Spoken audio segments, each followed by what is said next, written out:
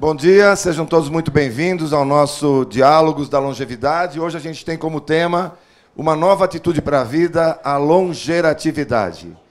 Esses nossos diálogos, eles fazem parte da programação do nosso Fórum da Longevidade, eles aquecem, eles ampliam a discussão do Fórum. Esse ano o Fórum chega à 14ª edição. Isso mostra também o pioneirismo e o compromisso que a Bradesco Seguros tem com o tema da longevidade. A seguradora abraçou esse tema muito antes dessa questão tão urgente que a gente vê hoje no país, um país que está envelhecendo rapidamente e que precisa tomar esse desafio como um todo da sociedade.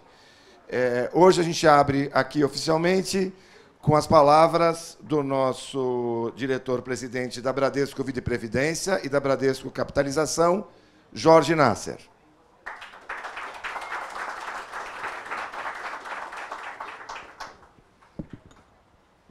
Bom dia a todos. Eu jurava que ia ter um púlpitozinho para colocar isso daqui, mas tudo bem. Estamos em casa, então eu vou usar na mão mesmo, tá? Bom, primeiro dizer do prazer de estarmos aqui mais uma vez reunidos para falar de um tema tão contemporâneo quanto a longevidade.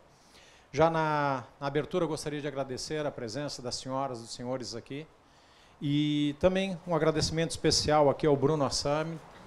Cadê o Bruno? Estava aqui na frente agora, está lá. Muito obrigado pela parceria, diretor aqui da Unibis, sempre nosso parceiro de primeira hora. Renato Meirelles, obrigado também, presidente do Instituto Locomotiva. Ele com o Carlos Júlio, sem dúvida nenhuma, fazendo história. Eu costumo dizer que o Instituto Locomotiva é como se fossem ourives dos dados, né? Conseguem tirar pérolas, conseguem tirar joias, lapidando dados dessa nova economia, desse novo momento da economia. Falar do meu amigo de jornada, o Kalash, aqui é ser redundante, o quanto é importante estar com você mais uma vez, Kalash. E o nosso doutor Kalash, professor Kalash, sem dúvida nenhuma, sempre foi entusiasta nesses quase 15 anos que nós estamos nessa jornada e você sempre nos acompanhando, nos incentivando e mais do que isso, Kalash, nos inspirando. Então é muito bom mais uma vez estarmos presentes aqui. Eu gostaria de iniciar essa minha participação com algumas questões que provavelmente vão ajudar a entender um pouco mais esse conceito da longevidade, né? Então esse tema que sem dúvida nenhuma é um tema contemporâneo e vamos iniciar quebrando um tabu já, falando do segredo da longevidade, né? Segundo os chineses, é você comer a metade, andar o dobro e rir o triplo. Que bacana isso, né? Isso é o estado de espírito da longevidade. Eu acho que isso que faz a diferença. E aí nós vamos falar de algumas coisas assim, alguns exemplos assim de pessoas pelo seu comportamento, pelas suas limitações, pela sua dificuldade de conviver no dia a dia, representa o que é a longevidade. Por exemplo, Ana Maria Braga e Glória Maria, 69 anos. Olhem as limitações dessas duas moças de 69 anos. Mick Jagger, um ancião de 75 anos fazendo o que faz. Paul McCartney, 76 anos com a idade de 30. Comportamento dele. Roberto Carlos, 78. Alexandre Kalash, 73, Kalash. Olha só, a dificuldade até de estar sentado aqui, dificuldade de locomoção, é uma coisa... Palmas para o Kalash aí, por favor. Pois é, esse é o nosso tema de hoje, né? A longevidade não é um tema do futuro, é um tema do presente, né? E feliz daquele que coloca isso como realidade na sua qualidade de vida. Nós não discutimos mais se vamos viver mais. O que nós discutimos é com que qualidade de vida nós vamos viver. E a partir disso é a responsabilidade de cada um. A responsabilidade nossa como indivíduos, nossa como representantes das instituições que nós representamos e mais do que isso, da sociedade como um todo, dos governos, de endereçarem o tema da longevidade com a seriedade que merece. Por isso a Bradesco Vida e Previdência há mais de 15 anos investe nesse tema da longevidade, né? E aí nós investimos, seja no programa Porteiro Amigo do Idoso, que nasceu lá há 15 anos atrás, na praia de Copacabana, o Kalash trabalhando ao nosso lado, dando a inspiração para iniciarmos esse programa. O Fórum da Longevidade, que há mais de 13 anos é realizado com temas extremamente importantes, com especialistas, com a visão acadêmica e a visão prática do que deve ser feito em relação à longevidade. O site Viva a Longevidade, que nós há muito tempo desenvolvemos esse espaço para discussão dessas questões que são tão importantes para o dia a dia das pessoas. A corrida e caminhada da longevidade, a ciclofaixa de lazer e, mais recentemente, essa dinâmica dos diálogos da longevidade. Alguns dados, eu acho que sustentam facilmente essa necessidade de discutirmos essa questão. O primeiro deles é, hoje no Brasil, são 24 milhões de pessoas que têm mais de 60 anos de idade. Segundo projeções do IBGE, em 2060 serão 73 milhões de pessoas. Isso, sem dúvida nenhuma, aumenta a nossa responsabilidade de endereçarmos o assunto de forma sustentável, na discussão que começa por uma reforma da Previdência e que vai espraiar numa série de outras questões, desde a infraestrutura urbana, a discussão acadêmica em função desse novo brasileiro que está no nosso dia a dia. Uma questão também que endereça aqui é a expectativa de vida ao nascer no Brasil, que em 1945 era de... Em 1940, essa expectativa era de 45 anos, ela chega em 2016 a 76 anos. Além disso, o que é mais curioso é que a percepção não evolui na mesma velocidade. Por que eu falo percepção? Aqui eu pedi até para os nossos amigos aqui da técnica aqui trazer uma música que foi composta em 1983. E aí nós vamos ter noção do que é a percepção da longevidade na letra dessa música do Sérgio Reis.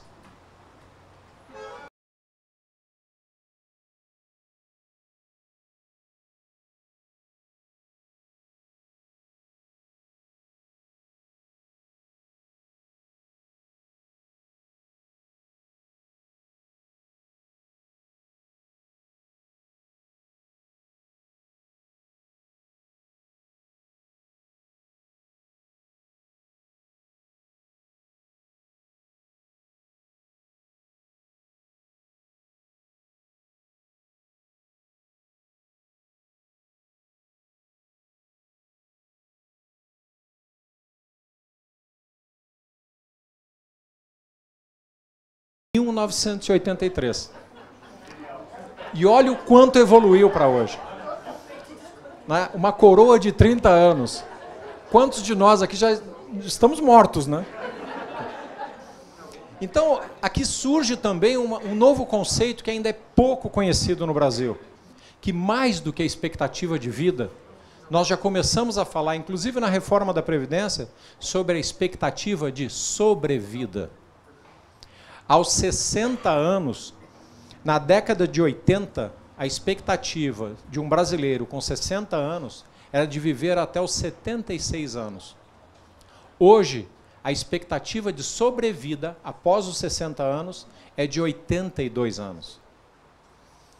Então, mais do que nunca, é um fato que está dado. E eu acho que, para finalizar essa minha parte aqui, eu acho que o fundamental é sempre bom lembrar que essa evolução é fruto da evolução da nossa sociedade e que essa sociedade, ela também é fruto das circunstâncias do momento.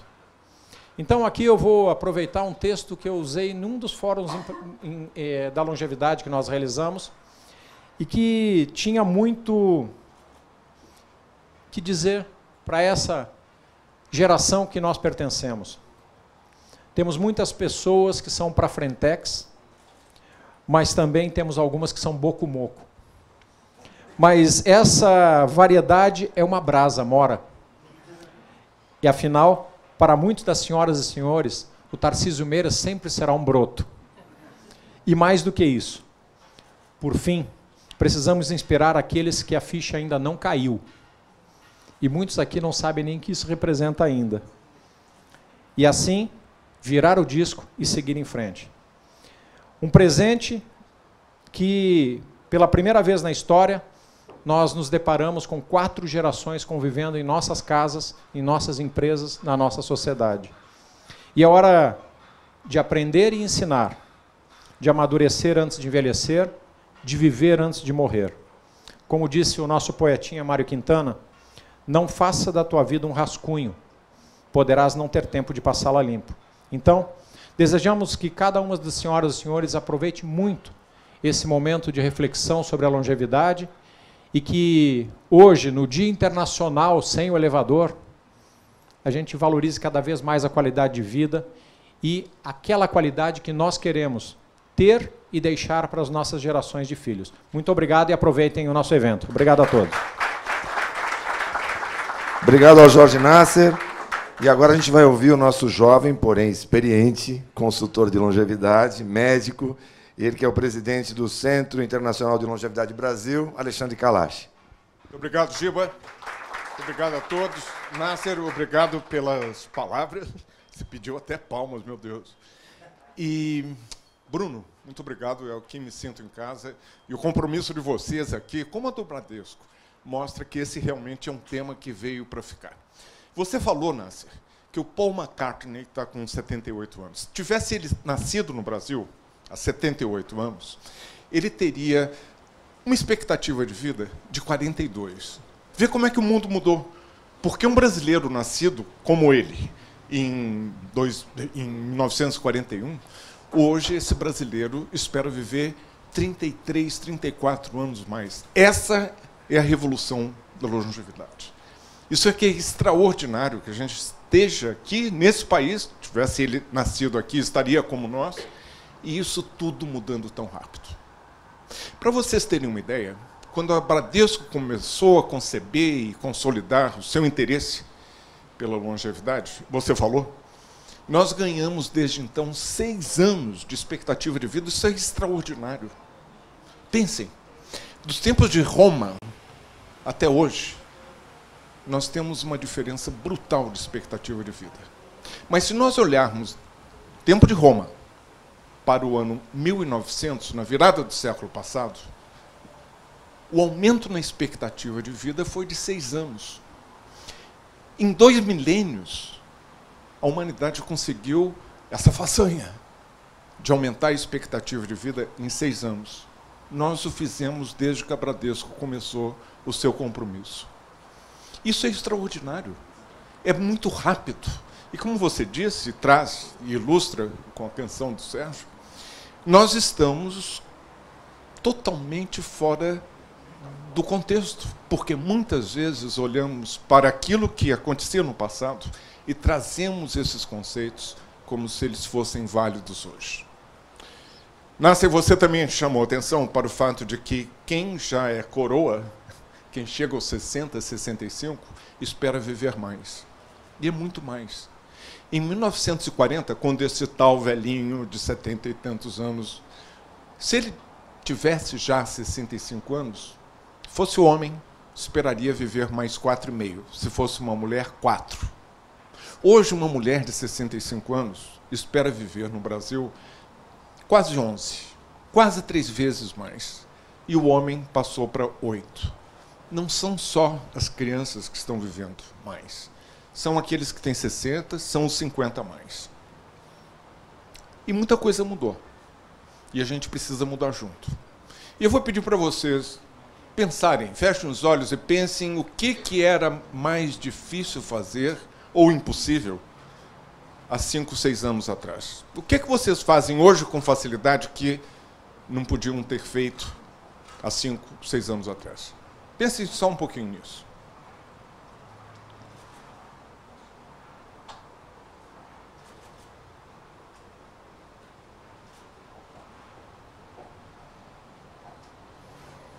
Ok. Alguém gostaria de se voluntariar e compartilhar conosco? Chamar um táxi. Chamar um táxi. Excelente. Alguém veio de Uber para cá? Então, Renato, isso é um exemplo daquilo que você pode fazer hoje com grande facilidade, a revolução no transporte público, que há apenas 6 anos atrás, muito depois dos fóruns da Bradesco da longevidade, existissem. fazer uma reserva de hotel através do B&B, ou de você mandar um WhatsApp. O iPhone foi introduzido no Brasil em dezembro de 2012. Não é uma coisa corriqueira hoje. Então, vocês estão vendo como que essa revolução da longevidade é acompanhada de uma revolução do modo como a gente vive, do estilo de vida, das facilidades que nós temos, das transformações imensas em toda a área de saúde. Como que essa quarta revolução industrial, como é chamada pelo Fórum Global Econômico, como que essa interação, essa sinergia de uma tecnologia conversando com outra, está transformando a forma como nós vivemos e, evidentemente, a forma como nós estamos envelhecendo. Porém, e você também chamou a atenção disso, Nasser, é preciso que tudo isso esteja facilitado por políticas públicas e políticas nas empresas, políticas privadas, compromissos sérios com a longevidade. Por isso, Bruno, eu admiro o trabalho que vocês estão fazendo e, evidentemente, que eu tenho esse viés de admirar e ser parceiro entusiasta aqui da Bradesco Seguros. Como reconheço, Pedro Reis, meu caro amigo aí, o esforço que você também faz de trazer a cultura. Porque, Pedro, sem cultura, sem que a gente tenha discernimento, sem que a gente invista mais em educação, em um país onde nós já sabemos que hoje a maioria das crianças que nascem são de mulheres com menos de 8 anos de educação formal. Isso tem uma consequência imensa, porque essas mulheres, que são, por definição, pobres, estão gerando filhos há 20, há 30, há 40 anos, que serão as suas cuidadoras quando você chegarem aos 60, 70 e 80 mais. Nós vamos dar um tiro no pé sem cultura, sem educação. O investimento nesse capital do conhecimento é uma exigência da revolução da longevidade para que a gente se prepare e torne que essa tal da Previdência seja sustentável. Políticas públicas e os exemplos que as empresas podem dar, iluminando, fazendo com que a gente tenha dados de qualidade. E, por isso, eu fiquei super entusiasmado de que esse segundo diálogo fosse sobre a apresentação de dados de qualidade pelo Instituto Locomotiva. Super obrigado, Renato, Carlos Júlio, toda a equipe, Carol, porque sem dados a gente vai envelhecer às cegas. Para nós. Porque, à medida em que nós envelhecemos, nós temos que olhar para o passado, aprendermos a vida toda, fazer o esforço para aumentar a cultura e ter discernimento. Mas sem dados, a gente vai chegar à tal da longevidade se arrependendo muito de não ter feito esse investimento no passado. Por isso, eu cumprimento vocês, Bradesco, Instituto Locomotiva, porque é exatamente isso que nós vamos fazer aqui. E muito obrigado pela receptividade, generosidade, e obrigado, Pedro, por estar aqui conosco. Obrigado, Kalash. Ele volta já para dialogar aqui com a gente. Mas antes a gente quer falar com o presidente do Instituto Locomotiva, responsável pela pesquisa sobre longevidade. A pesquisa foi apresentada brevemente lá no Fórum da Longevidade, no ano passado, em outubro, e hoje a gente vai ter a oportunidade de ver ela mais aprofundada. Então, com a gente aqui, Renato Meirelles. Posso passar agora? Obrigado. Tudo bem, pessoal? Bom dia. Acabou de vagar um lugar aqui na frente, se alguém quiser, por favor. Prazer enorme estar aqui, Nasser, Kalash, Bruno. É um privilégio poder dividir com vocês um pouco do que a gente tem estudado sobre o processo de amadurecimento da população brasileira. Tá rolando aí? Opa! A gente chamou esse estudo, e é um estudo porque trabalha, além de uma pesquisa inédita, desenvolvido a pedido do Bradesco, nós também juntamos uma série de outros dados secundários de longevidade, né? E a ideia nesse nosso bate-papo, antes da conversa com o Kalash, é entender um pouquinho por que esse termo longevidade, quem são os brasileiros com mais de 50 anos, quais são os desafios da longevidade hoje no Brasil e, por fim, colocando uma outra questão que é chave, que é o outro lado da história. O que representa hoje a população com mais de 50 anos no Brasil, não apenas nos seus desafios, mas também nas suas potências. Por que longevidade? Longevidade é a junção da questão da longevidade com a atividade que, como nós vamos ver daqui a pouco, está cada vez mais presente no dia a dia das pessoas. Entender o processo de longevidade exatamente como um processo é um dos desafios fundamentais para a construção desse futuro inevitável que é um país mais maduro. E que bom que esse futuro é inevitável, porque a alternativa a isso nenhum de nós quer. Então chegaremos nesse futuro amadurecido se, de qualquer jeito, mas principalmente se conseguimos superar a alternativa da morte, que é o que a gente tem como alternativa ao não envelhecimento. Um dos detalhes da pesquisa é entender se as pessoas estão se preparando aí para o processo de envelhecimento. A gente vê que essa preparação é muito maior entre as pessoas que já passaram dos 50 do que as pessoas que ainda não chegaram nos 50. Quando você pergunta se as pessoas estão se preparando para ter uma saúde melhor na velhice, esse movimento se repete. 69% dos 50 anos ou mais contra 49% dos mais jovens. E para estar bem financeiramente na velhice, 50%. Aos 50 anos ou mais, 62%, até 49 anos, 59%. Aqui tem quase um empate. Mas o que esses números mostram?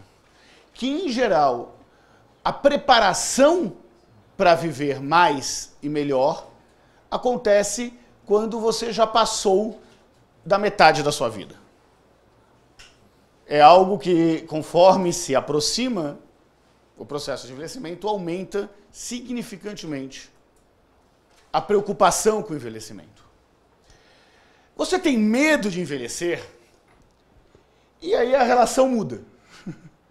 Se de um lado aqui se preparam mais quando começam a ficar mais velhos, do outro lado o medo de envelhecer está mais presente entre os mais jovens do que entre as pessoas mais velhas. Agora, além das mudanças óbvias de expectativas de vida que o nosso país tem, a grande mudança é no significado do envelhecimento. O recente avanço da medicina faz com que a melhora da qualidade de vida e da expectativa de vida faz com que a noção do que é envelhecer vá mudando ao longo do tempo. Se a gente fosse perguntar para as pessoas que tiveram a oportunidade de trabalhar antes do Plano Real, na época da hiperinflação, aquela época que muitos de vocês vão lembrar, onde as casas que eram construídas tinham que ter um cômodo a menos, porque no lugar de um banheiro, por exemplo, tinha que ter a tal da despensa. Vocês lembram da despensa, pessoal? Despensa é um cofre de comida. Tinham aqueles freezers horizontais gigantes, guardava aquelas peças de carne enormes, que hoje não serve para nada, serve no máximo para guardar marido picadinho. Todo aquele movimento, as pessoas que viveram isso, e você perguntava para aquelas pessoas o que era longo prazo era o final da semana. Essa ideia de um longo prazo associado a um processo de envelhecimento é relativamente recente no Brasil. Hoje, a imagem de uma pessoa que já passou dos 50 anos não condiz com o que era no passado. Falta, muitas vezes, inclusive, mudar as placas de trânsito sobre isso. que pode não parecer, mas acaba reforçando um estereótipo que contribui pouco para a valorização dos brasileiros maduros. A gente sai daquela visão dos ultrapassados, doentes, improdutíveis, para uma visão dos experientes, ativos e mais capazes. Só que, de novo, isso ainda é um processo. Um processo que está longe de alcançar. Ah, o que você achou do fulano? Ah, ele é meio velho. Isso é bom ou é ruim? No senso comum. Ruim. Ruim. Ainda é ruim. O que mostra que nós não chegamos nesse processo da correta valorização dos brasileiros maduros. Eu digo isso porque isso acaba tendo outros reflexos. Por exemplo, estamos numa grande discussão sobre a reforma previdenciária. Mas qual é a discussão que se tem sobre as pessoas se manterem ativas e produzindo no mercado de trabalho sendo mais velhas? Você tem o menor aprendiz, você tem programas de estágio e você tem pouco incentivo para que os trabalhadores, que muitas vezes passaram a vida inteira trabalhando em profissões que estão deixando de existir, se mantenham trabalhando. Quando o entendimento da pessoa não está no centro do debate, você corre o risco de ter uma visão de planilha de Excel sobre a questão previdenciária, por exemplo. Tão importante quanto discutir a reforma da Previdência hoje é discutir como essas pessoas se manterão ativas, trabalhando. Mas quem são esses brasileiros com mais de 50 anos, né? Hoje são 54 milhões de brasileiros. A gente gosta de fazer comparações com outros países e outras potências. É mais do que a Espanha. São 2 Austrálias. A quantidade de brasileiros com mais de 50 anos de idade. É muita gente. Eu estou dizendo isso porque quando vai se olhar as oportunidades que existem nessa parcela da população, que também é um mercado, nós não estamos falando de um nicho do mercado. Nós não estamos falando de um pequeno segmento. Nós estamos falando de uma parcela da população brasileira que é maior do que todo mundo que mora na Espanha, que é maior do que 2 Austrálias. Com uma concentração maior ainda na região sudeste, e isso é diferente do que o restante da população. A região sudeste não tem 46% do total da população brasileira, mas é que mostra que a expectativa de vida ainda na região sudeste é maior do que na região nordeste, que está entre as regiões mais pobres do país. Até 2050, 43% da população terá mais do que 50 anos de idade.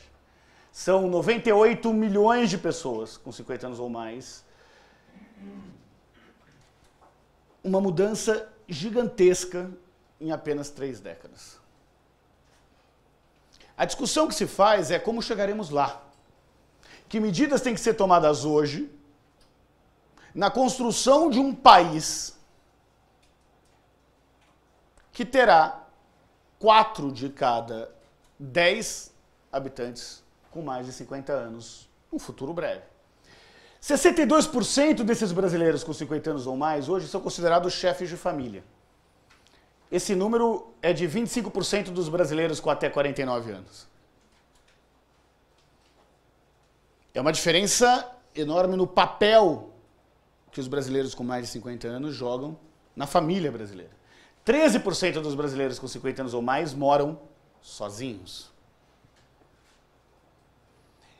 Esse é um detalhe importante, porque você traz uma série de consequências para o mercado do envelhecimento da população brasileira.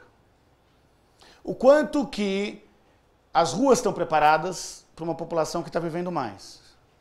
Será que faz sentido aquela determinação técnica das tomadas ficarem a 2 palmos do chão, ao invés de 1 metro do chão? Nas casas que estão sendo construídas?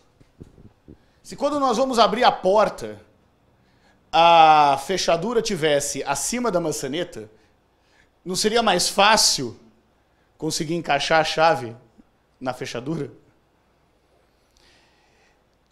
Nós vamos de exemplos bobos a questões muito mais profundas sobre o impacto do envelhecimento da população brasileira. Nós sabemos que as mulheres são maioria, as mulheres vivem mais, e sabemos também que nós ainda temos um número grande de solteiros na terceira idade. 18% são solteiros, 54% casados, 10% divorciados e 18% viúvos. Em geral, quando nós vamos falar desse brasileiro maduro, a tendência é achar que a maioria é viúva. E nós temos o mesmo número de viúvos que solteiros.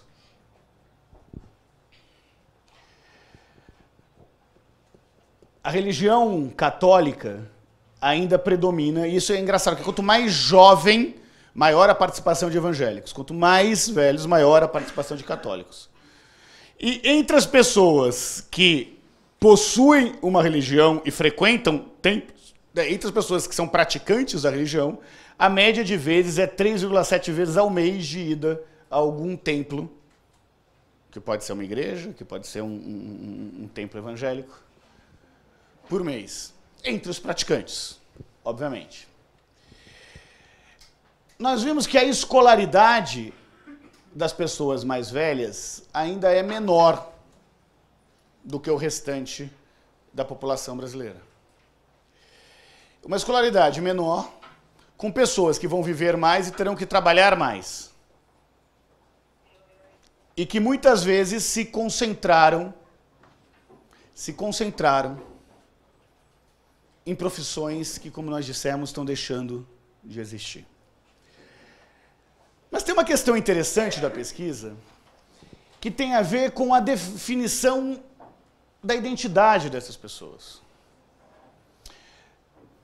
Ao invés de separar por classe econômica, simplesmente, por gênero, por região do país, a gente resolveu perguntar para essas pessoas quais são as características das atividades que o ajudam a entender a sua própria identidade. Em média, são 6 características que ele considera importantes para a definição da própria identidade. O trabalho e a profissão é 52%. A idade aparece para 49%. A religião e a crença para 44%. E os hobbies, e hobby não é colecionar selo. Hobbies são atividades de lazer com parentes ou amigos. Aparece em 4º lugar com 40%. O detalhe é que quando eu vou olhar no total da população brasileira, o que lidera são os hobbies e atividades de lazer com parentes ou amigos. E depois o papel da família. Entre os mais velhos, que funcionam com a lógica do trabalho, 52%, essa é uma resposta múltipla, óbvio, consideram o trabalho como definidor. Só que a idade aparece já em 2º lugar. Isso mostra que a questão etária, muitas vezes, é mais relevante para identificar a população brasileira, ou para criar clusters na população brasileira, do que é, por exemplo, a sua condição financeira. Aí nós perguntamos para as pessoas o quanto que elas consideram que tem algumas características. Quanto que ela se considera honesta, confiável, trabalhadora, autêntico, alegre, inteligente, bem informado, emotivo e tal. E a gente perguntou isso para toda a população brasileira. Os que têm mais de 50 e os que têm menos de 50. E no que se destaca as características das pessoas com mais de 50 anos? Eles se consideram mais honestos do que os mais jovens se consideram honestos. Vocês entenderam? Não é que ele se considera mais honesto do que os jovens, não é isso. 88% das pessoas com mais de 50 anos se consideram honestas. Esse número cai para 80% entre os mais jovens. Só 80% dos mais jovens se consideram honestos. Então, eles são mais honestos, mais confiáveis e mais trabalhadores do que os mais jovens se consideram honestos, confiáveis e trabalhadores. Depois vai diminuindo a diferença, mas tem autêntico, alegre, inteligente, né? Vai ali até o otimista.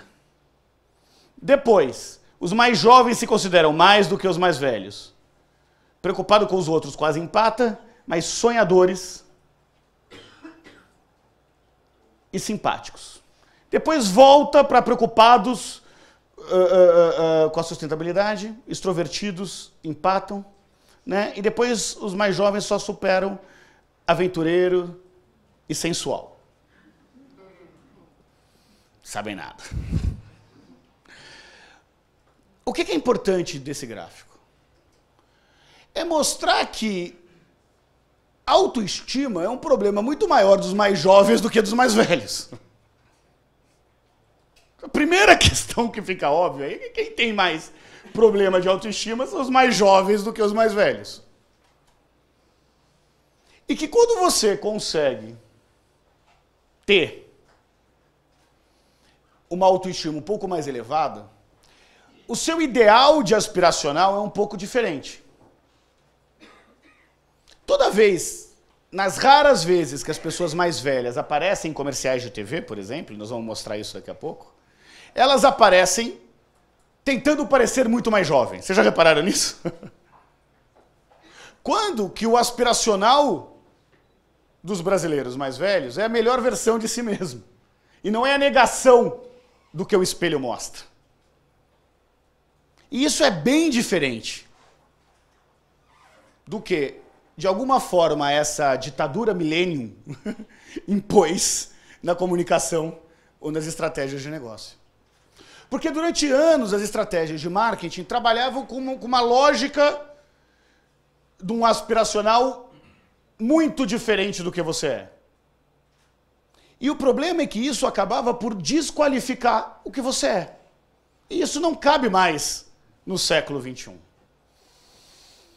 Eles têm uma vida muito mais ativa do que os estereótipos sugerem. 70% dos brasileiros com 50 anos ou mais dizem-se satisfeitos com seu estilo de vida. 70%. Esse número não chega a 50% entre os mais jovens. Entre os brasileiros com mais de 50 anos, 73% se dizem satisfeitos com a sua alimentação, 2/3 com a sua saúde, 2/3 com a sua vida social, 63% com a sua vida amorosa e viva a medicina. 73%, quase 3/4 dos brasileiros de 50 anos ou mais, consideram que têm muitos amigos. E ter muitos amigos, de alguma forma, consegue ampliar o capital social que essas pessoas têm e o jeito que ela costuma manter as suas relações. Porque somente 28% dos brasileiros com 50 anos ou mais acessam a internet. É impressionante porque quando você olha o perfil dos internautas mais jovens, a grande maioria pertence às classes C, D e E. Quando você olha o perfil dos internautas mais velhos, 2/3 são da classe A e B. Ou seja, eram internautas eram pessoas que já eram internautas antes de chegar nos 50 anos de idade. Então, quando você olha isso, você vê que, obviamente, essa realidade vai mudar. Porque a nova geração de pessoas com mais de 50 anos entra conectada.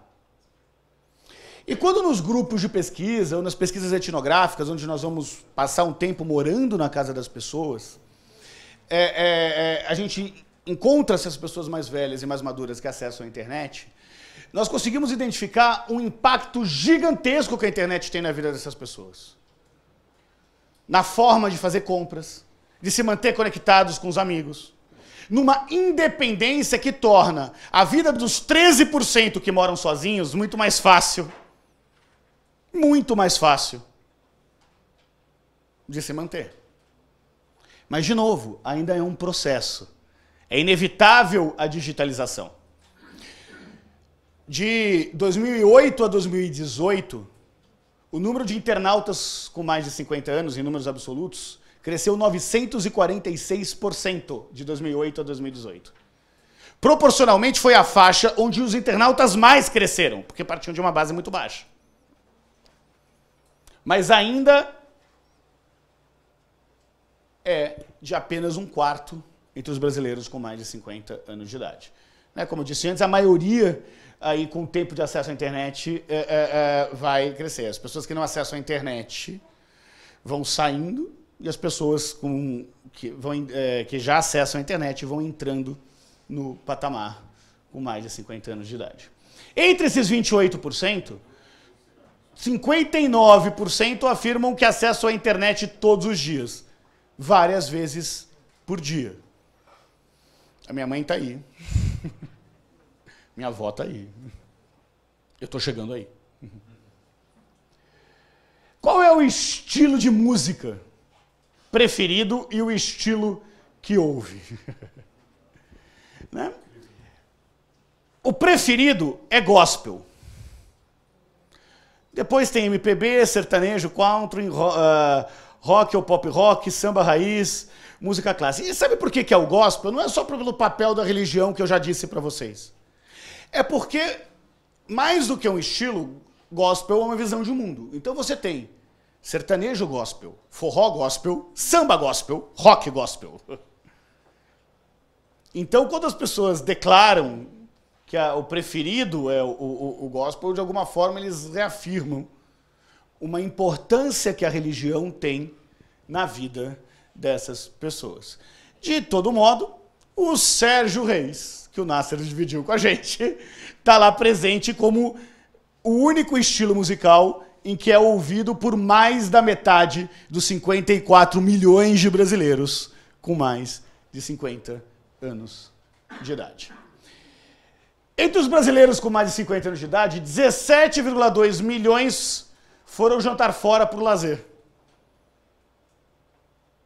no último mês. E 9 milhões foram a festas ou bailes em casas noturnas. E quantas vezes a gente consegue pensar que esses clientes são os focos, podem ser o foco de quem organiza bailes ou festas em casas noturnas? Os brasileiros com mais de 50 anos fazem vários planos para o futuro. 52% pretendem viajar mais, 40% trabalhar e guardar dinheiro. E, de novo, a questão do trabalho aparece como algo chave no processo de envelhecimento. E não algo chave apenas pela questão da renda, mas algo chave principalmente para se manter ativos. 38% querem empreender. 38% dos brasileiros com mais de 50 anos querem empreender. 24% mudar de casa e 20% ampliar os estudos. A pergunta que fica é que tipo de oportunidade nós estamos criando para que as pessoas consigam empreender, estudar mais, viajar mais, trabalhar e guardar dinheiro. Aí nós quisemos entender um pouquinho o que mais contribui para as pessoas vivam mais e com mais qualidade de vida na visão desses brasileiros. Ter uma alimentação saudável com 22%, fazer exames preventivos e consultas regulares, 16%, uma boa condição financeira, 13%, evitar o estresse, 10%, fazer exercícios físicos regularmente, não fumar, ter uma religião, uma vida espiritual ativa, ter amigos e familiares por perto. Mas o mais interessante não é isso. É perguntar para as pessoas com 50 anos ou mais quais são os comportamentos que adota hoje, pensando em viver mais e com mais qualidade de vida. E a pessoa, para cada um desses comportamentos, podia responder se ela já adota esse comportamento, se ela não adota, mas deseja adotar, e não adota, mas não pretende adotar. O não fumar, 81%. Ter amigos e familiares por perto, 3/4. Ter uma religião, uma vida espiritual ativa, 67%. Fazer exames preventivos e consultas regulares, 72%. Eu queria que a gente olhasse os 28% que sobram. Nós estamos dizendo que 28% desses brasileiros com mais de 50 anos não fazem exames preventivos e consultas regulares. É muita coisa para quem tem mais de 50. É muita coisa para qualquer um. É muita coisa ainda mais para quem tem mais de 50 anos de idade. Não beber álcool, a gente viu que cai razoavelmente, 58%. Né? Nós estamos dizendo aí que tem 42% com hábito ainda de beber álcool. Isso me lembra uma história da minha avó, que no auge dos seus 90 anos de idade, foi ao médico. Chegando no médico, o médico perguntou: Dona Ruth, estou olhando os seus exames aqui, conversei com seus filhos, a senhora anda bebendo, né? Ela falou: ando. Ando bebendo. Ela tinha acabado de operar 2 próteses no joelho, estava com o joelho novinho, estava inteiraça, minha avó. Ela falou: a senhora sabe que na idade da senhora não dá mais para beber desse jeito. Por que a senhora não bebe cerveja sem álcool? Aí ele olhou para o médico, Kalash, e falou o seguinte: olha, eu já enterrei meu pai, eu já enterrei minha mãe, eu já enterrei meu marido. Por que o senhor não vai beber cerveja sem álcool? E continuou bebendo e viveu mais 6 anos, assim. Já estava com 90, viveu até os 96 anos. O que eu estou querendo dizer para vocês é que também saber identificar quais hábitos são mais possíveis de mudar e quais hábitos são menos possíveis de mudar também é tarefa-chave para conseguir orientar o processo de envelhecimento da população brasileira. Ter uma alimentação saudável é 68% já praticado pelos brasileiros com mais de 50 anos. Mas, de novo, quando a gente vai para a pesquisa qualitativa, outros dados muito interessantes aparecem. Quando você pergunta para um jovem o que é ter uma alimentação saudável, ele fala: é uma alimentação que tem menos gordura, menos sódio, né? É uma alimentação saudável, dialoga com a lógica do menos. Quando nós perguntamos para os brasileiros com mais de 50 anos o que é ter uma alimentação saudável, é que tem mais ferro, mais proteína. É a lógica do mais. A leitura do que é ou não saudável, e eu não estou entrando em juízo de valor aqui, dos mais jovens é alimento com menos itens. Menos sódio, menos açúcar, menos gordura. Dos mais velhos é o danoninho que vale por um bifinho. É mais ferro, mais proteína. É substância. Por isso que é tão comum ainda existir a expressão popular: saco vazio não para em pé. Por isso que é tão comum as pessoas que ainda têm o privilégio de ter avós vivos, como eu tenho, terem ouvir a expressão: você está tão magrinho, mesmo você tendo alguns quilos acima do peso. Come, meu filho. Come, meu filho, é a frase que eu mais ouvi dos meus avós. A vida inteira deu nisso, né? A terceira questão é o outro ponto. É quais são os desafios da longevidade. 74% dos brasileiros com mais de 50 anos afirmam que já presenciaram alguma situação de preconceito contra uma pessoa mais velha. 3/4 das pessoas. Se de um lado nós vimos que a autoestima está elevada, do outro lado o preconceito está mais presente do que se pode imaginar. Apenas 10% dos brasileiros com 50 anos ou mais se consideram velhos. E esse é um dado super interessante, né? Quando nós perguntamos para essas pessoas: você se considera jovem ou velho? Né? Muito jovem é o azul escuro embaixo, depois o jovem, depois nem jovem nem velho, depois velho ou muito velho. Muito velho ninguém se considera. Quando você pergunta para as pessoas mais velhas, só 10% se consideram mais velhas. isso não é um detalhe. Porque isso é um outro jeito de mostrar o quanto que o preconceito, ainda com relação ao aumento da idade, ainda está naturalizado na população brasileira. Velho é sempre o outro, pelo que a pesquisa está mostrando. Porque a gente sempre conhece alguém que tem mais idade que a gente, alguém que tem menos idade que a gente, então estamos lá no meio, né, na média. Somos nem jovens, nem velhos. Qual é a melhor palavra, segundo os brasileiros com mais de 50 anos, para se referir às pessoas mais velhas?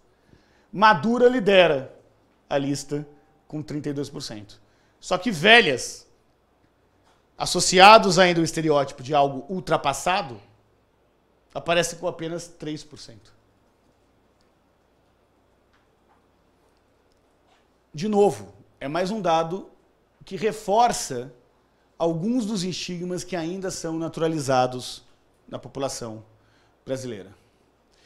Quando você pergunta para as pessoas se elas acham que estão acima ou abaixo do peso, 69% consideram que estão ou um pouco acima do peso ou muito acima do peso. Esse número é de 53%, 54% entre os mais jovens. E, de novo, sabe por que isso é chave? Porque qual é o seu maior medo de envelhecer entre os brasileiros com mais de 50 anos? Mudanças no corpo e se sentir feio. Mudanças no corpo e se sentir feio supera não ter dinheiro.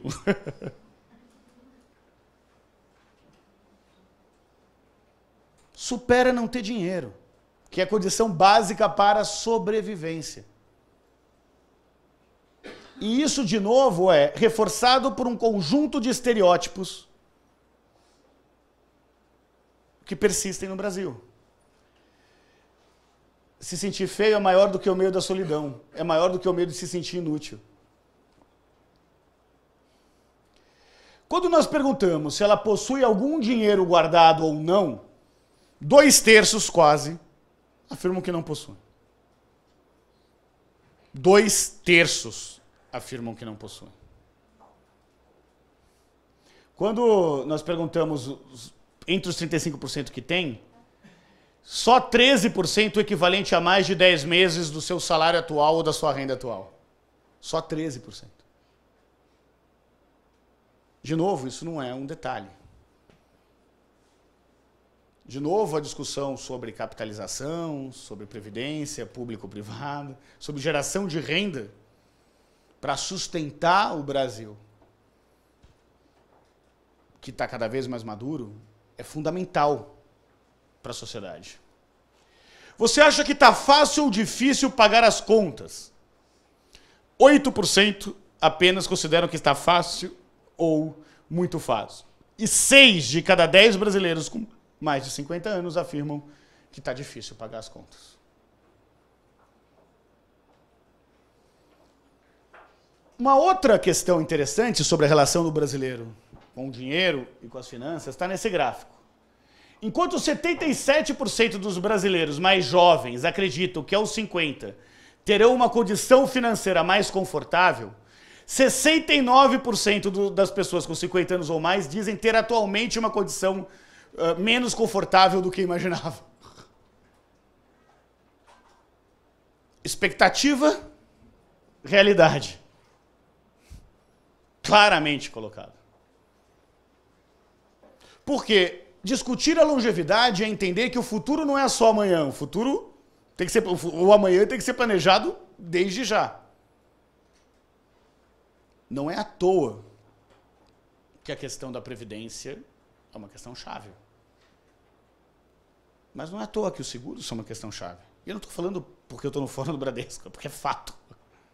Isso. Existe uma quebra entre expectativa e realidade, que se acentuou nos últimos 4 anos de crise econômica no nosso país. Quando você pergunta se as pessoas aprovam ou desaprovam como o governo trata as pessoas mais velhas, 82% desaprovam. Entre os mais velhos chega a 87%, entre os mais novos a 81%. Ou seja, existe um consenso aí de que a forma em que o poder público lida com as pessoas mais velhas está aquém do que deveria ser. Quase 8 de cada 10 brasileiros com mais de 50 anos consideram que é fundamental melhorar a qualidade dos serviços públicos no Brasil. E isso não tem nada a ver com ideologia, com visão de Estado. Tem a ver com uma necessidade básica, onde só 1/3 das pessoas mais velhas tem algum tipo de dinheiro guardado. Porque quando não se resolve isso, sobra para o orçamento apertado das pessoas conseguirem se virar. Qual deveria ser a prioridade para o governo melhorar a vida das pessoas mais velhas?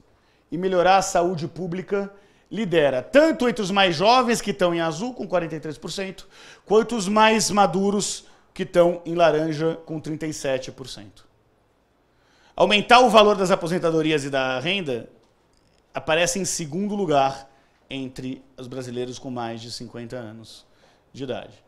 Depois, reduzir a corrupção, superar a crise econômica e estimular empregos para as pessoas mais velhas, como 10% aqui. Numa resposta única.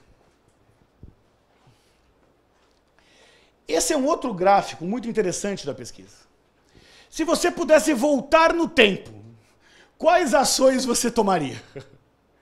Né? Depois que passou pela primeira metade da vida, se você pudesse retornar. Lembra aquele poema, Se Eu Pudesse Viver Minha Vida Novamente?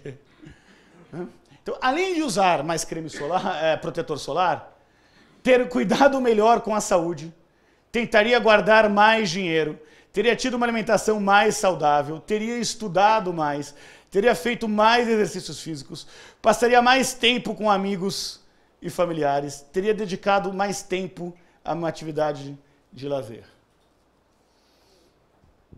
É disso que a gente está falando. E poder ter a chance de olhar para trás pode fornecer várias dicas para as pessoas que ainda não chegaram nos 50.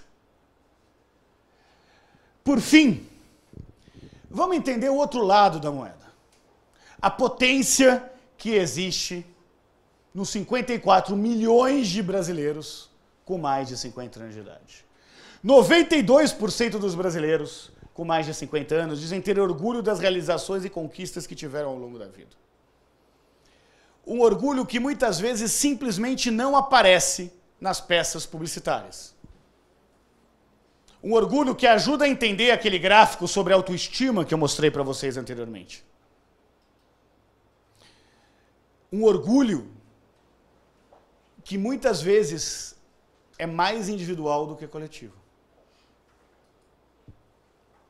Um orgulho que muitas vezes é mais reconhecido pelos jovens de menor renda do que os jovens de maior renda.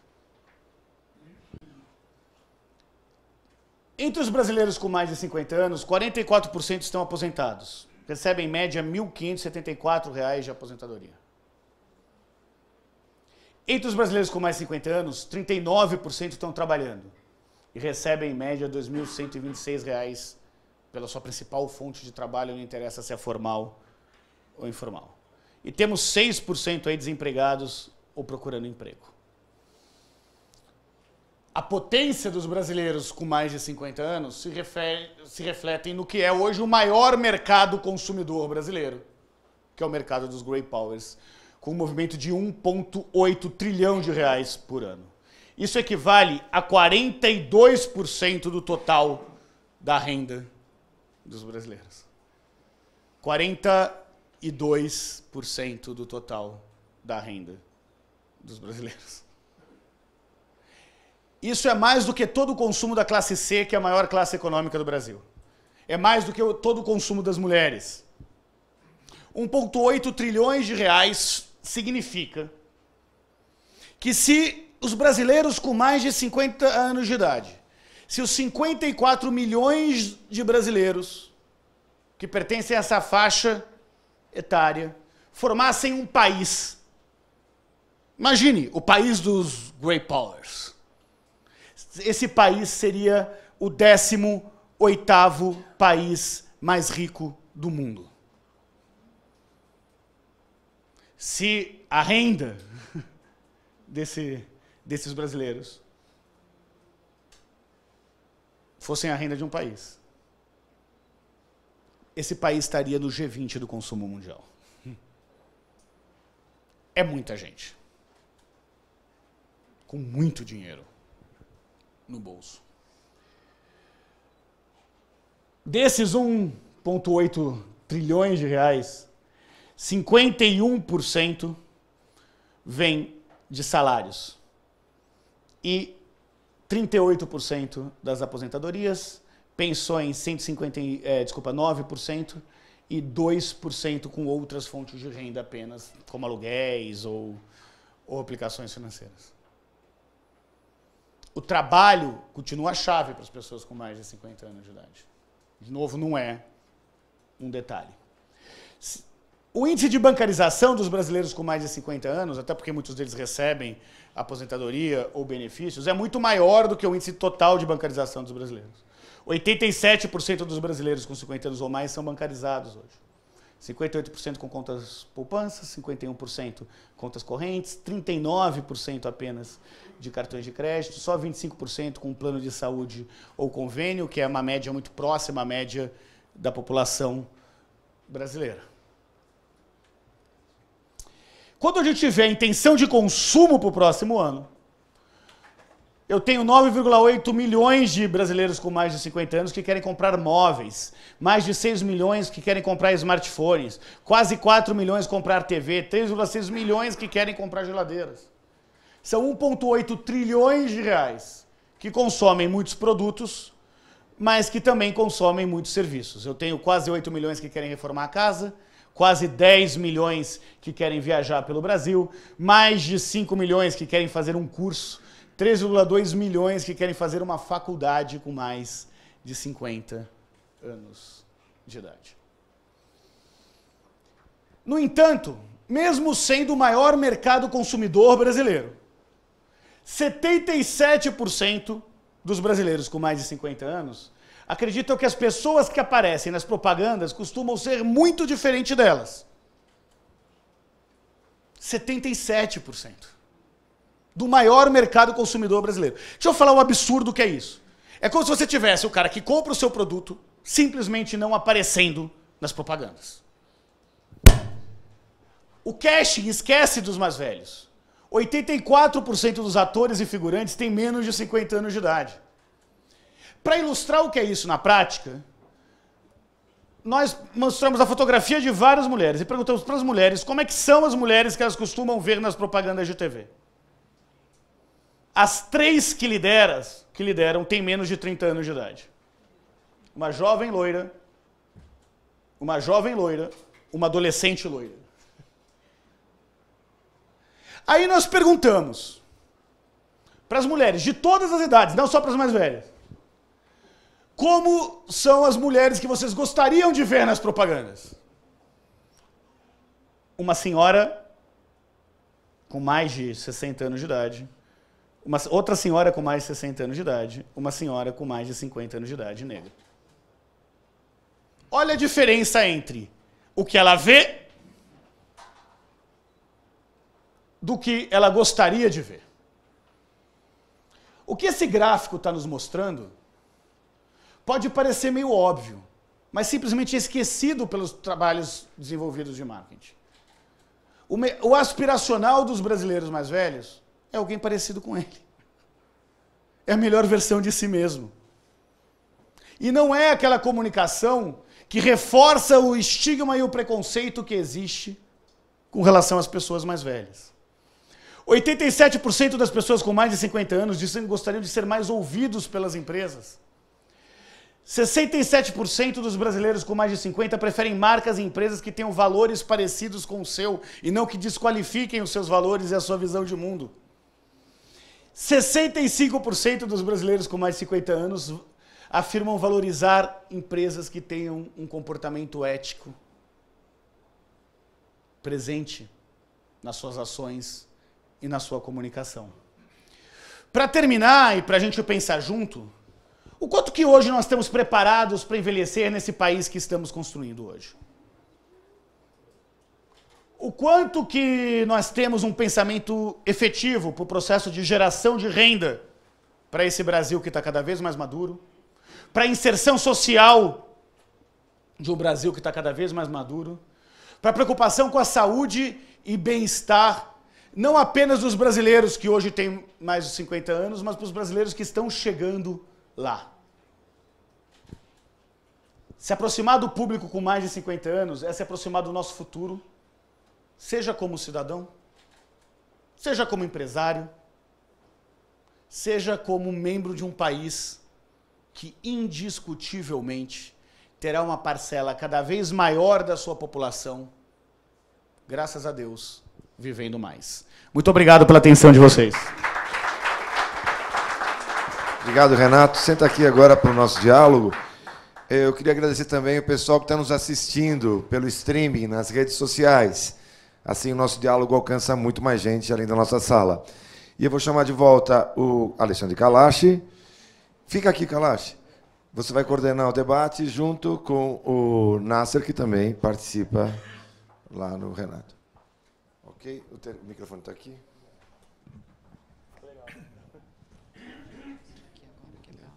Excelente, Renato. Como eu tinha dito nas minhas palavras introdutórias, sem dados de qualidade a gente não pode planejar nada. E aí, daí, a importância dessa pesquisa.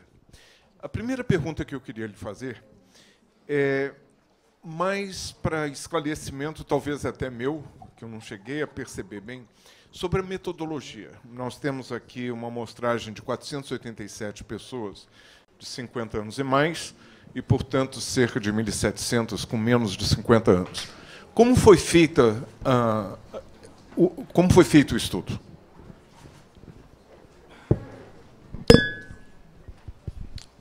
Obrigado pela oportunidade de esclarecer.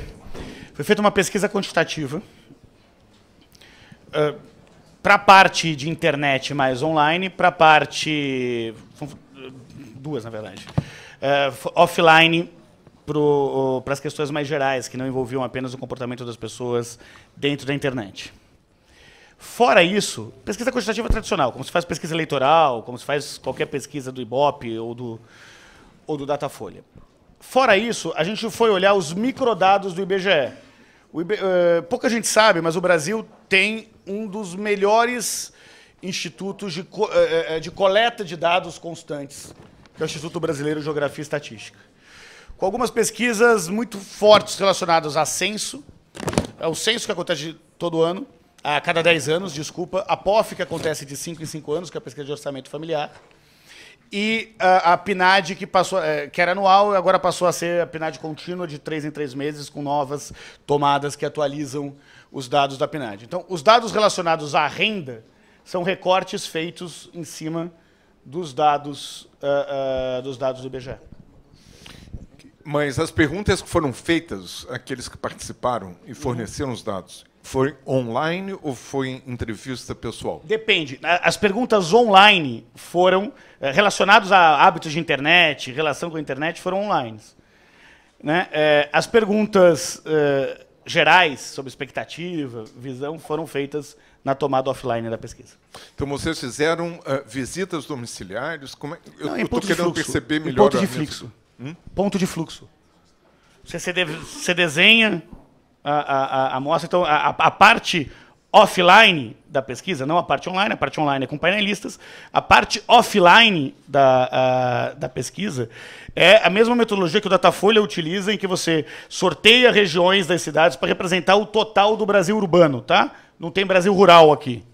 Tá? O total do Brasil urbano. Você entrevista as pessoas que estão na rua com cotas de população economicamente ativa ou não economicamente ativa, com cotas de faixa etária, cotas de gênero, cotas de anos de estudo. E daí você as visita ou faz o... Não, em ponto de fluxo é o que está na rua. É o que está na rua. A gente adota...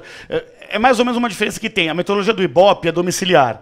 A metodologia do Datafolha é em ponto de fluxo. As duas são corretas, tem prós e contra em cada uma delas. A nossa opção foi por fazer em ponto de fluxo.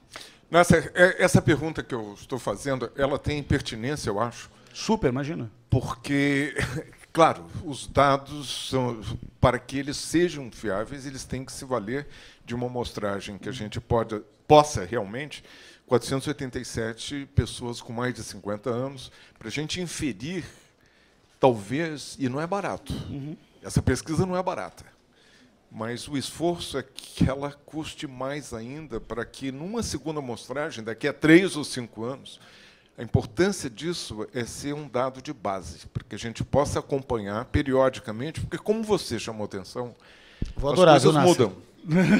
As coisas mudam, as cohortes mudam. Essas pessoas que têm hoje 50, daqui a 10 anos vão ter 60 anos, vão usar mais a internet, como você falou. Está tudo numa dinâmica muito grande. A única forma que um médico pode acompanhar a evolução do seu paciente é botando o dedo no pulso. E fica complicado, porque, infelizmente, todos os órgãos de pesquisa, todos, os fundos todos de pesquisa nesse país estão sendo menos financiados do que eles eram antes. Se a iniciativa privada não entrar para um pouco tapar esse buraco, nós vamos enfrentar este futuro, que é da longevidade, meio às cegas. E vamos chegar a esse 1/3 da população com mais de 60 anos, daqui a 30 anos. Quem é que aqui tem entre 30 e 60 anos? Vocês são os velhinhos do ano 2050, não sou eu, não. Então, nós estamos preparando o futuro de vocês sem ter os dados de qualidade para que a gente saiba realmente o que vai acontecer, e isso tem que ser um esforço contínuo. Não pode ser só um estudo de corte que a gente faz hoje e depois fica regurgitando como se fosse a mesma coisa, porque a gente vê que o próprio conceito do que é envelhecer e do que é ser velho está mudando. Até a preferência, né, de que você gosta de uma música, mas ouve outra. Por quê? Você não se vê retratado no marketing, porque as coisas estão mudando. A propaganda, o marketing, está deixando de ser propaganda para ser conteúdo. Ainda ontem, na Folha de São Paulo, havia um artigo sobre isso. Mas, quando a gente vai ver quem é que está projetando essas mulheres lindas e louras, são homens de 25 a 35 anos que são os que dominam o marketing. Eles é que estão impondo isso, apesar da preferência, que você próprio diz, de que as pessoas, primeiro, não se veem, e, segundo, desejariam ver mais para a ponta de cá, de pessoas mais idosas e pessoas negras nesse país que estão invisíveis até aqui dentro dessa própria sala. Então, a gente fica meio cego, porque a gente não as vê, não vê as pessoas mais idosas, e desrespeita o protagonismo, que é a coisa mais importante, que os idosos, de uma forma ou de outra, falam, e está aí retratado: nada para nós sem nós. Olha lá, primeiro me ouve. Respeito é bom, eu gosto. Então, Nasser, eu estou te provocando porque prepare o bolso, vai custar mais, isso aí vai exigir mais esforço. Bom, primeiro eu acho que você levantou um assunto que é extremamente importante. Quando nós estamos discutindo vários assuntos ligados à longevidade, ligados à informação, da expectativa do brasileiro, da história, porque a pesquisa, eu acho que eu trabalhei 27 anos em marketing, então, para mim, o vício entorta a boca, né? Então, a gente sempre tenta trazer um pouco para essa praia mesmo. Agora, o que a gente percebe nesse caso é que pesquisa é filme, não é foto. Na realidade, quando você mostra uma pesquisa, é uma foto, mas ela só vai fazer sentido se você tiver a sequência desses frames que vão se transformar num filme, para você verificar comportamento. O problema do Brasil hoje é informação, é educação, é cultura. Nós vimos ali, média de renda de uma pessoa acima de 50 anos, R$ 2.126. Eu faço parte da FENAPREV, da Federação Nacional da Previdência e Vida, e uma das coisas que nós estamos apresentando ao governo e ao secretário de Previdência, ao ministro Paulo Guedes, é uma das propostas que foi uma parceria de um estudo para a proposta da reforma da Previdência realizada com o professor Hélio Zilberstein, com a FIP. E nós bancamos isso, as instituições bancaram isso, com o compromisso de contribuir com a discussão da reforma da Previdência. A reforma da Previdência, nós temos hoje R$ 5.800 como teto da Previdência Social para o trabalhador privado. A nossa proposta, no pilar 2, a soma, que são 4 pilares, a soma do pilar 1, que é a renda básica do trabalhador aos 65 anos de idade, tudo que nós estamos falando aqui é que nós vamos viver mais. É ilusão alguém de 50 anos, 55 anos se aposentar. É duro, porque quando chega a minha vez, puxa, justo na minha vez, mas não adianta, gente, é a realidade. Então a primeira questão é essa. Quando você soma essa renda básica aos 65, que não precisa ser contributária, com o segundo pilar, que é o de repartição como é hoje, só que muito mais estruturado, com um teto que na soma dá R$ 2.200, todo mundo fala, pô, mas R$ 2.200? R$ 2.200. Aqui nós vimos que a média da renda do trabalhador acima de 50 anos é 2.126. 2.200 representa 75% da renda dos brasileiros. Isso é falta de informação. Aí nós temos a ilusão de achar que os brasileiros vão receber 5.800. Salva os funcionários públicos, que recebem muito mais do que isso, a média de aposentadoria no Brasil é R$ 1.200. Então, o que falta justamente é essa luz do conhecimento, de trazer a discussão, de sentar. Eu faria uma pergunta aqui.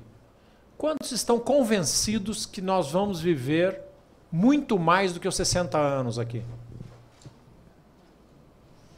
Quantos estão convencidos que o Brasil terá mais idosos do que jovens nos próximos 15 anos? Se não reformarmos a Previdência, seremos muito mais miseráveis do que somos hoje. Então, essa necessidade da informação, da discussão, até da divergência de opiniões. Nós vimos ontem a aprovação da primeira etapa da reforma da Previdência no CCJ, que entra numa discussão que não tem nada a ver com o que a gente está falando aqui. É uma discussão meramente política de interesses individuais, interesses partidários, que não levam ao que a gente precisa de fato, que é colocar no bom termo uma discussão que é uma realidade que não é privilégio do Brasil. O Brasil ainda tem uma janela de oportunidade para reformar a sua Previdência. Mas o fundamental é começarmos a entender um pouco mais aquilo que nos afeta. De que forma nós vamos viver. Volto a dizer o que eu falei no início. Se vamos viver mais, e há consenso que vamos viver mais, vamos escolher a qualidade de vida que nós viveremos. E nessa qualidade de vida passa questões básicas, e nós vimos algumas coisas aqui. A primeira delas, se eu viverei mais, como eu pagarei a minha saúde no futuro? Será a principal despesa. De que forma eu estou me planejando? De que forma o governo está endereçando a questão da saúde? Porque hoje nós cobramos pouco isso. Porque, felizmente, mais de 90% com certeza aqui não depende da saúde pública. E talvez a maioria das pessoas que estão discutindo questões ligadas à saúde pública não dependem dela. Então, eu acho que isso é o fundamental. E, a partir disso, fazer a nossa gestão daquilo que eu sei que, para mim, não existe uma fórmula de bolo para viver mais. Existem princípios, existem comportamentos que nós vimos aqui também. O Woody Allen tem uma frase que eu acho genial, né? Que ele diz o seguinte: para viver 100 anos, basta abrir mão de tudo aquilo que te faz querer viver 100 anos. Então não beber, não fumar, dormir mais do que 8 horas, aquela coisa toda. E fazer exercício físico. Tudo que a gente adora fazer tem que... né? Exceto o exercício físico, no meu caso, eu assumo isso. Mas eu acho que fundamental, Kalash, você colocou aqui. Eu acho que quem dera, e eu sempre digo o seguinte, o Bradesco, historicamente, ele apoia iniciativas de pesquisa, de fóruns como esse daqui. Por quê? Para vender a marca, dificilmente a gente vende um produto por causa disso daqui, tá? Até porque aqui a finalidade não é vender produto. É, de fato, mais do que inspirar esses ambientes onde a gente consegue discutir questões como essa, é que tomara que outras empresas se inspirem nessas atividades, nessas iniciativas, para a gente realmente trazer essa discussão para hoje. Foi até o que eu procurei chamar a atenção no início, que o pioneirismo, há 15 anos atrás, as empresas não estavam falando de longevidade. E quando a Bradesco começou, foi uma sinalização que esse é um problema, um desafio super importante para um país que está envelhecendo muito mais rapidamente do que os países ricos envelheceram no passado, Eles primeiro enriqueceram para depois envelhecer, e nós estamos envelhecendo com muita pobreza e com muita desigualdade. E aí vem a questão que eu queria, Renato, que você pudesse, se pudesse, comentar um pouco mais. Nós temos 1 trilhão e 800 bilhões, mas é muito dinheiro, gente. Isso não está muito diferente nos Estados Unidos, onde a renda está concentrada nas mãos dos 55 mais, que são 4 trilhões, só que de dólares. Então, comanda, obviamente, a economia, é o motor. E não adianta ficar querendo vender brinquedos se não cultivar também o avô, porque é o avô que vai abrir ali a carteirinha e vai comprar aquele brinquedo. É esses 50 mais que está ou não comprando os lançamentos imobiliários aqui, em torno da gente. E o que as empresas construtoras estão fazendo? Continuam insistindo em apartamentos de 3 quartos com playground no mezanino. Eu não estou interessado em playground no mezanino, cara. Faz alguma coisa mais interessante para eu puxar o dinheiro do bolso e movimentar essa economia. Porém, só queria essa pontuação, 1 trilhão 800 bilhões de reais, mas muito mal distribuídos.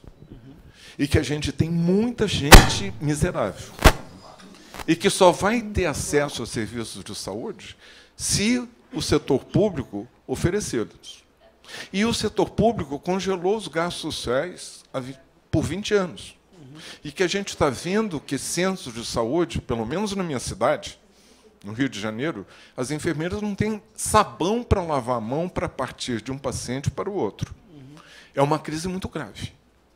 E lembrando sempre que saúde não se faz apenas no contato do profissional da saúde com o paciente. Saúde se cria no contexto do dia a dia. Essa é a Carta de Ottawa de promoção da saúde de 20 anos atrás, 30 anos atrás. É onde você mora, onde você se locomove, onde você trabalha, onde você ama, onde você procura diversão. Então, se a gente não tem isso para fazer com que essa população possa envelhecer bem, ela vai envelhecer mal, com doença. E, quando envelhece mal, vai precisar de um setor público que não está investindo e oferecendo. Eu não senti essa ansiedade nos dados que você apresentou. Vamos lá. Tem duas discussões aí. Vamos pensar a questão do envelhecimento da saúde de um lado e a questão do consumo e da renda do outro. Começando com a questão de consumo, você levantou um ponto muito interessante, que não é apenas que esse 1,8 trilhões de reais que tornaria essa parcela da população presente no G20 do consumo mundial, se fosse um país, né? E esse cálculo é feito porque o consumo das famílias é um dos componentes que formam o PIB dos países. Então, se eu pego essa parte, 1,8 trilhões, que é o consumo, e a renda estaria no G20 do consumo mundial. Torna essas pessoas não apenas consumidores para produtos para eles mesmos, mas como shoppers importantes. Shoppers, muitas vezes, responsáveis pelo consumo da indulgência do neto. Num exemplo mais light. Mas, também, o sujeito que consegue fazer um empréstimo consignado a juros menores, não para pagar a sua conta, mas para pagar a conta dos filhos. E também é verdade que tem um número enorme de jovens que convencem os pais a fazer um empréstimo consignado, com juros baratos, para pagar as suas próprias dívidas e não as dívidas dos pais. O que, até neto. Até neto faz isso. O que acaba diminuindo a renda disponível para essas pessoas. Agora, se o fato é que eles são shoppers importantes, por que a comunicação não dialoga com eles, mesmo comunicação de outros produtos, não necessariamente os produtos voltados aos brasileiros com mais de 50 anos? A outra questão chave, que é a questão da moradia, que você levantou, é fundamental. Porque nós sabemos que o componente de risco calculado por quem faz financiamento imobiliário, sobe conforme a idade das pessoas. Né? Porque quanto mais velho, menor a expectativa de vida, menor a chance de fazer financiamentos de longo prazo. E os maiores programas habitacionais públicos são focados muito mais nos mais jovens do que nos mais velhos. nos seus modelos totais de financiamento. Então, tem um desafio enorme. Quando a gente traz para o campo da saúde, vamos pensar o que é uma saúde reativa da saúde preventiva. Você é médico e entende isso infinitamente melhor do que eu. O grande problema da saúde não é apenas as filas nos hospitais, ou não é apenas o mau atendimento que existe pela falta de verbas que existem nos hospitais públicos, como no exemplo da enfermeira que o Kalash dividiu com a gente, mas é também uma ausência de saúde preventiva focada para a questão do envelhecimento. Que, como política pública, seria muito mais barato do que tratar as pessoas que chegam doentes e que estão nos hospitais. Quando você passou a ter, recentemente, uma diminuição na distribuição de medicamentos de uso contínuo, você também trouxe um impacto direto na renda das pessoas, porque uma série de medicamentos para uso contínuo, pressão, colesterol, coisas que atingem mais as pessoas mais velhas. Um dinheiro que as pessoas não gastavam com esses medicamentos passam a ser gastos. Então, o desafio é enorme, é um desafio crescente. E se é verdade que o aumento da expectativa de vida tem a ver com um conjunto de políticas privadas e públicas que melhoraram a medicina, que melhoraram as questões da saúde, que de alguma forma ajudaram no processo de distribuição de renda, obviamente ainda muito insuficiente. Por outro lado, nós estamos muito longe das condições ideais de ter a população envelhecendo bem. E aí, a solução, que não apenas os governos, mas a iniciativa privada pode ter para garantir um envelhecimento melhor da população brasileira, são cada vez mais importantes. Com condições de trabalho, com formação para esses profissionais que estão vivendo mais e trabalharão, inevitavelmente, mais, e com outras condições de acúmulo de dinheiro, pensando no futuro e na Previdência, que não seja só a Previdência Pública. Então, só refletindo em relação a esse último Kalash, aspecto. só um momentinho. Eu queria dizer também que a gente está aberto às perguntas Perfeito. aqui da plateia e também de quem está nos assistindo pelo streaming. Tá ok? Tá. Perfeito. Então, vou reservar a pergunta que eu ia fazer. Inês. Ele falou naquilo que é a minha parte da pesquisa, né, que a minha área de pesquisa é a moradia. Quando você diz 13% de pessoas que moram sozinhas, né, a partir de 50 anos, se você for colocar, vocês não fizeram um recorte de gênero, né? Você está no total. Você vai encontrar, obviamente, mulheres. Claramente. Se você for colocar ainda mais um recorte, mulheres negras, você vai encontrar mais. Mulheres negras e pobres não têm nem aonde morar, né? Nós, ultimamente, estamos percebendo um número enorme de pessoas idosas morando em situação de rua. Então, por favor, Nasser, a próxima vez aumente a questão da pesquisa da moradia. Porque se eu perguntar para quem está aqui, como o Kalash perguntou, quem tem menos de 60 anos, eu pergunto, parem um minutinho e pensem, aonde vocês vão estar morando quando tiverem 80 anos? Ok. Passa, por favor, Inês, o microfone. Isso. Obrigada. Bom dia, sou Elizabeth Junqueira, do Portal Avosidade. Parabéns a todos aí pela pesquisa. E o nosso veículo trata de intergeracionalidade, ou seja, a relação de avós, pais, filhos e netos, e também de longevidade.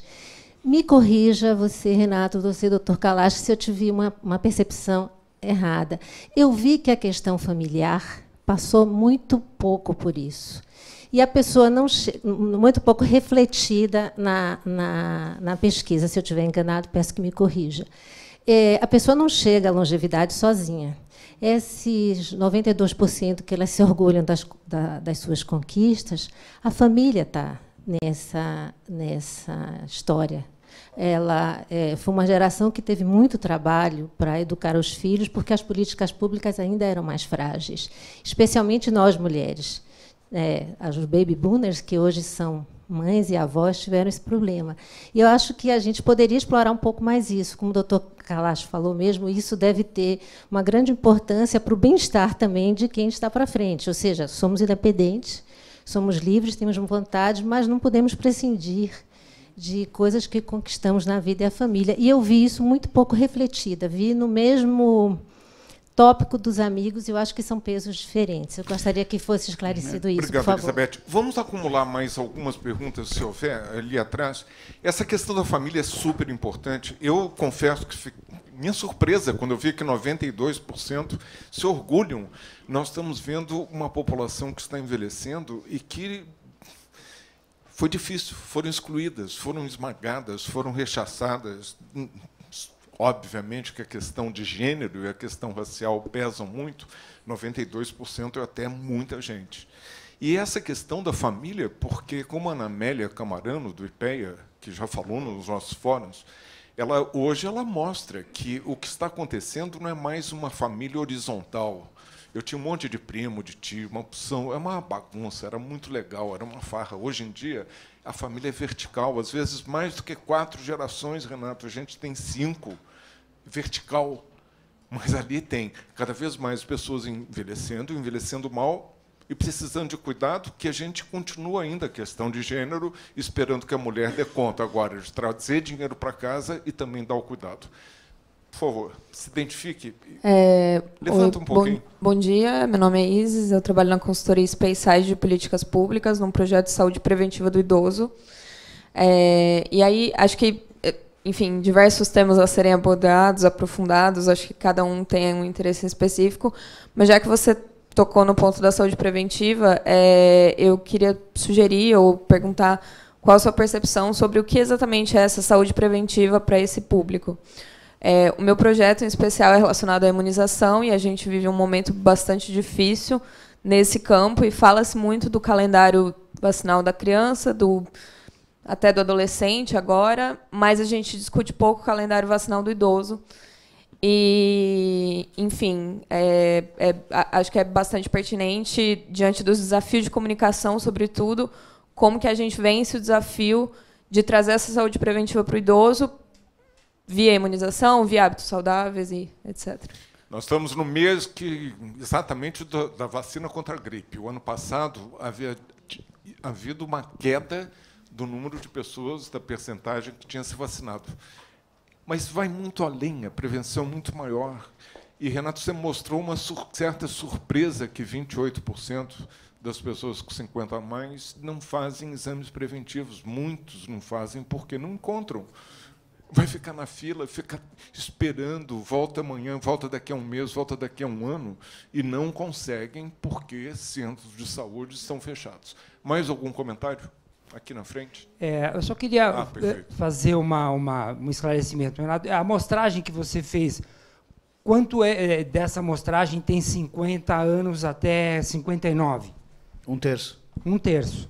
Porque, assim, na verdade, essas pesquisas, como a gente já está consciente que pesquisa é uma informação muito rara no Brasil, na verdade, acho que é importante fazer esse recorte, porque entre 50 e 59, você tem uma grande concentração de renda, mais do que acima dos 60 anos. Né? Você está falando em 23 milhões de pessoas com 50 a 59 e 31 milhões de pessoas acima dos 60 anos. Porque a realidade desse público é muito diferente. Então, eu até acredito que o potencial de compra deles seja bastante representativo, mas se você fizer o recorte até 60 anos, você vai ver que se a média das pessoas recebe 2.100 e poucos reais, ela mal e mal conseguiria pagar um Prevent Senior, não conseguiria pagar o Bradesco e gasta quase tudo em medicamento. Tanto que o mercado de farmácias é o mercado que mais cresce e hoje é controlado por fundos de investimento. Então, eu acho que é importante, quando se faz em pesquisa, como você faz em outros segmentos de pesquisa, né?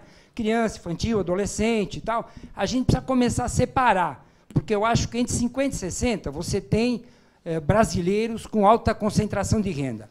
Com alta concentração de renda. E daí para frente, a situação é muito diferente. Então, é uma Perfeito. colocação Essa que eu acho questão de importante. cortes é muito importante. Lembrando que 1.200 por mês dá R$ 40 por dia. Foi o que eu gastei num jantar fraquinho ontem à noite em São Paulo. Só para dar noção de como é. Aceitamos convites. Paguei barato. Aceitamos convites para Kalash, jantar. Posso acrescentar só, Pode. pegando esse ponto? Eu acho que aqui tem uma outra questão, e sempre quando a gente começa a falar das pesquisas que a gente já fez e tudo mais, tem duas questões aqui que também vale a pena esclarecer.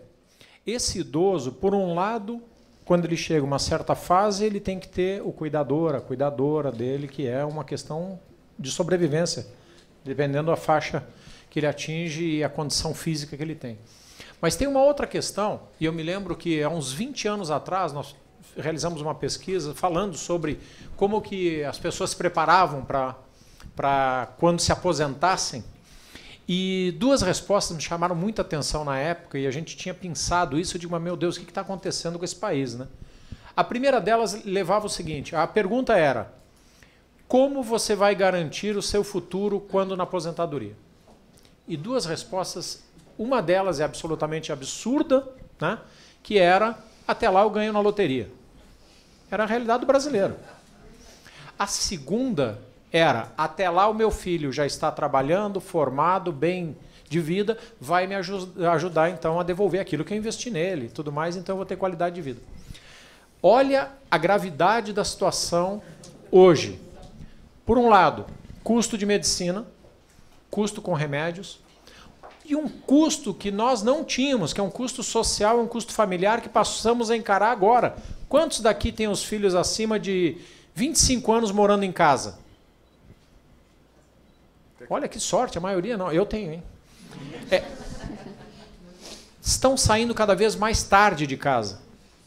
E com um detalhe, também uma questão social... Mas, Nasser, a maioria aqui não tem filho de 25 anos, é por isso. Também, né? Também. Agora, uma outra questão também é que esse jovem, muitas vezes, ele vai voltar para morar na casa dos pais.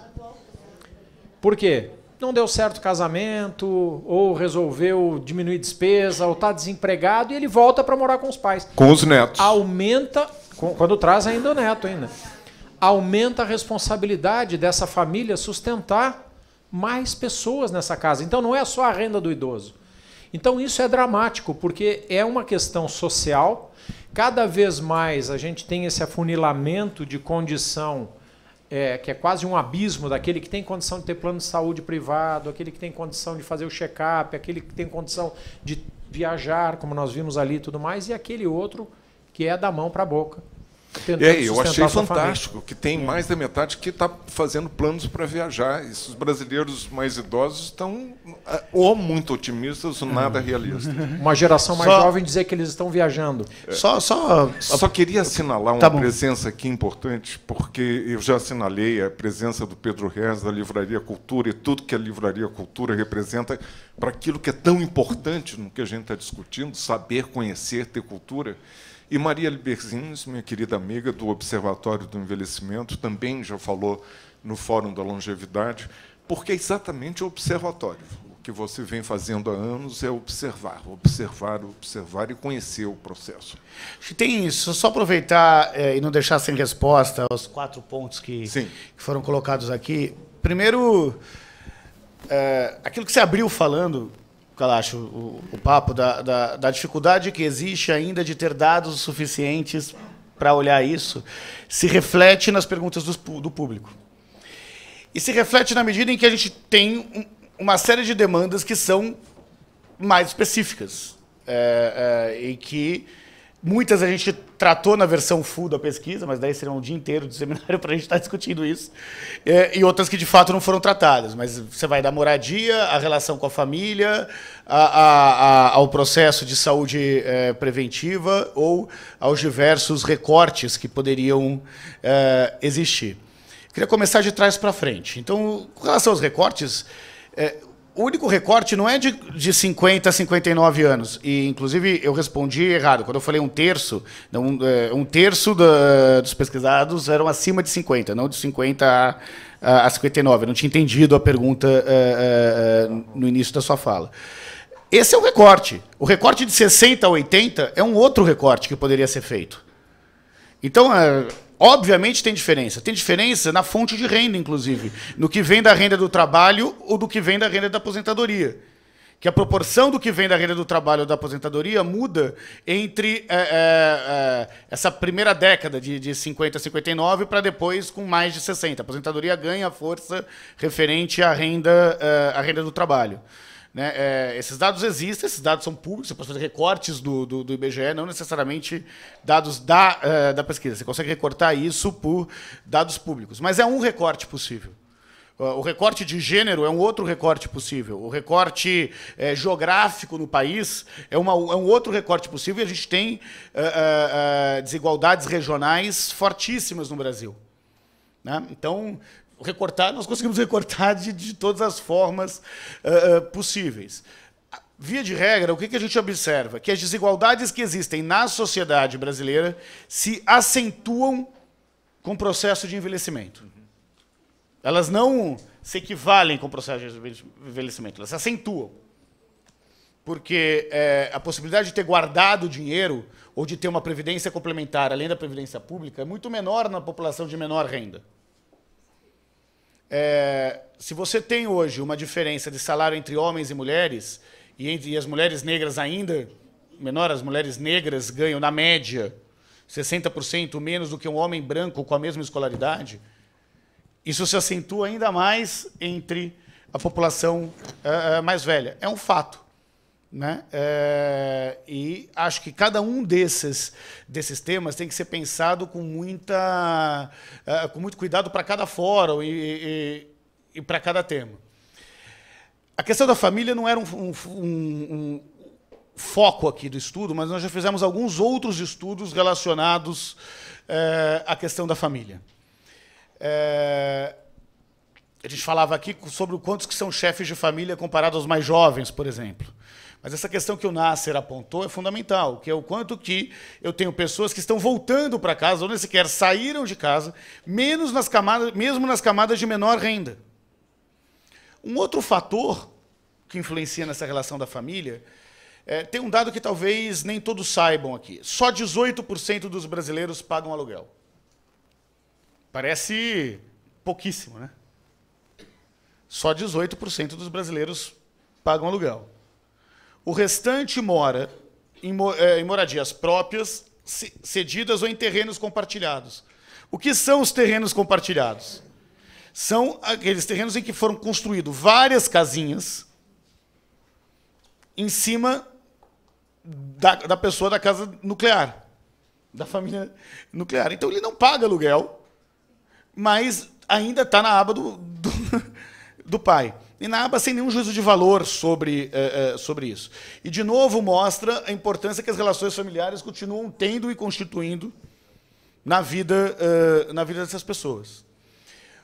O fato de parte considerável da renda ainda vir de aposentadorias, e isso cresce com relação à idade, significa que o modelo de comprovação, não é só o crédito consignado, mas o modelo de comprovação de renda das pessoas mais velhas, também façam com que eles sejam o porto seguro da família. E isso também interfere no tipo de relação que as pessoas continuam tendo na família.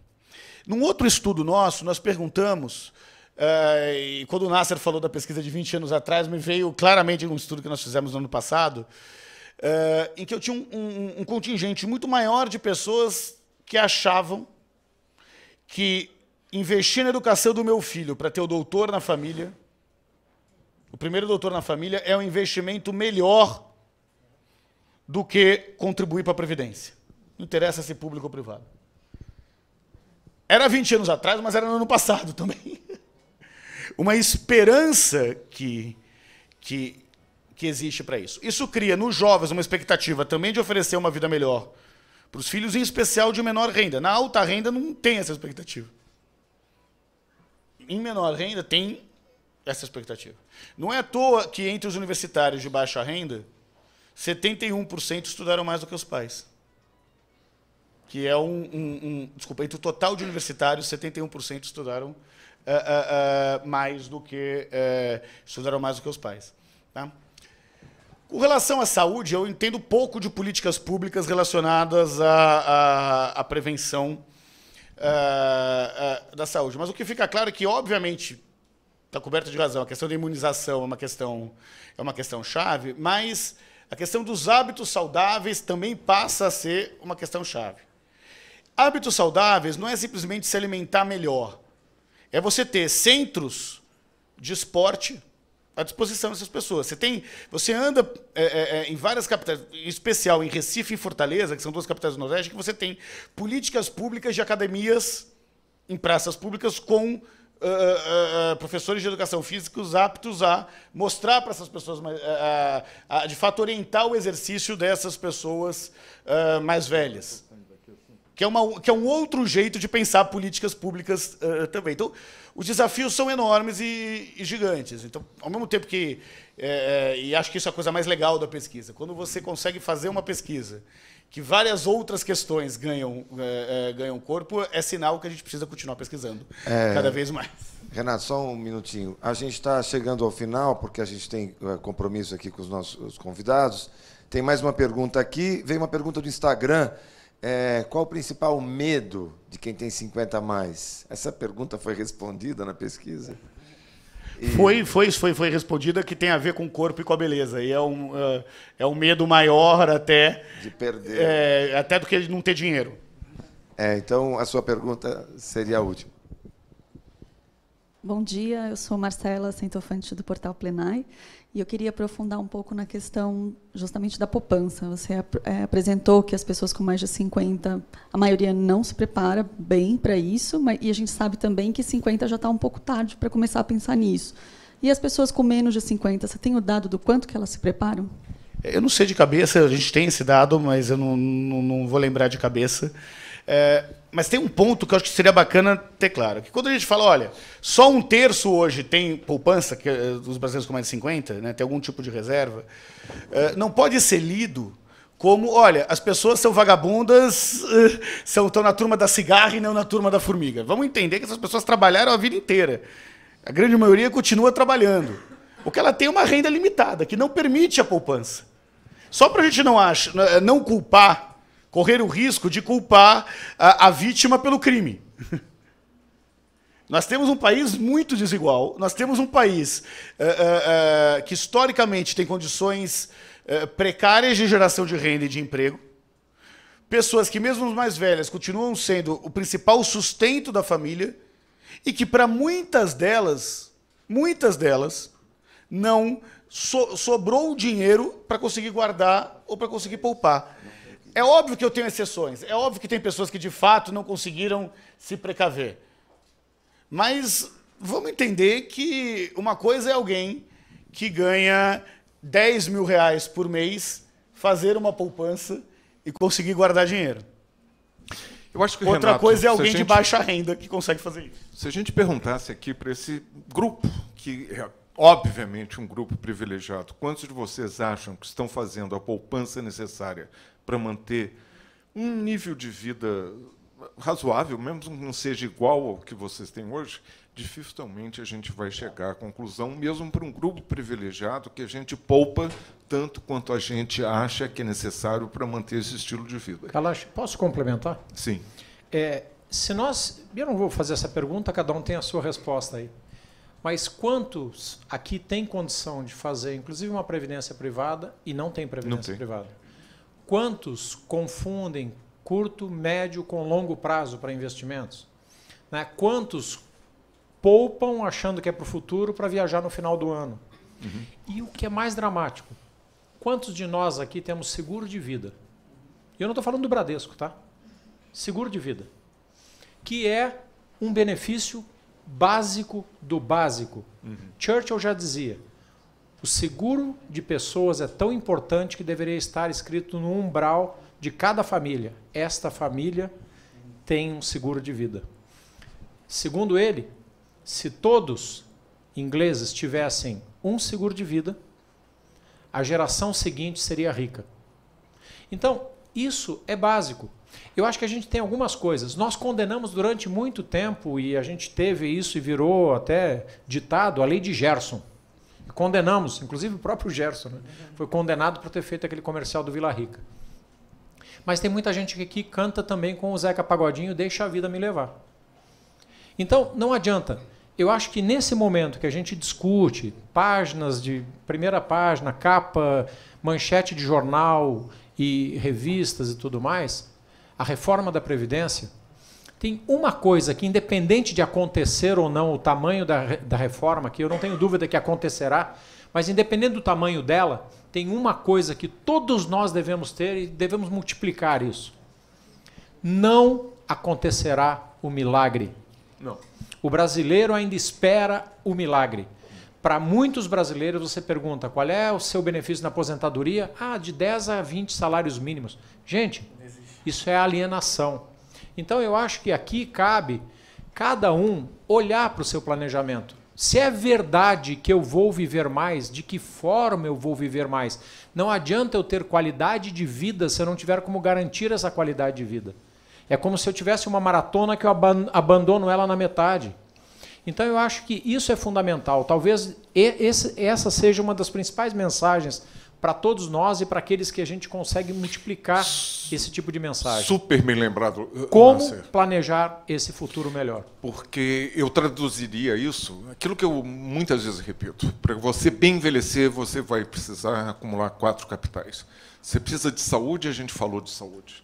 Você precisa de capital social, as perguntas relacionadas à sua família e até a segurança de um teto em cima da sua cabeça está ali relacionado.